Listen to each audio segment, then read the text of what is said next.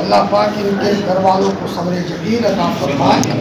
تو ڈوب کر مرنے والا شہید ہوتا ہے، حدیث میں آتا ہے ڈوب کر مرنے والا شہید ہوتا ہے۔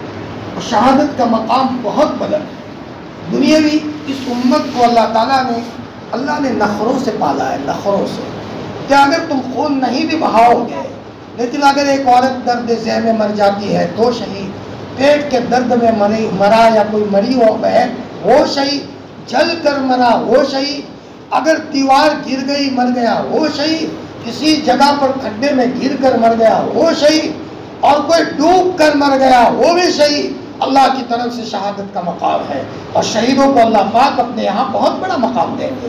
تو ہمارا کام یہ ہے کہ بھائی صبر کرے، ہمارے ان سارے گھر کے افراد کو اللہ صبر جمیل کی توفیق عطا فرمائے، اور وہ ہمارے بھائی ہیں، جیسے ان کے گھر والوں کو دکھ ہوا، یقیناً ہر امت مسلمہ کو دکھ ہوا، اور ایسا دکھ ہوا بعض لوگوں کا تو دل بھر گیا، یقیناً ہر گھر کا دکھ ہے۔ تو آپ کے غم میں پوری امت مسلمہ، یہ پورا مجمع شریک ہے، جن کے گھر میں بھی حادثہ ہوا، اللہ ان سب گھر والوں کو صبر جمیل سے مالا مال فرمائے۔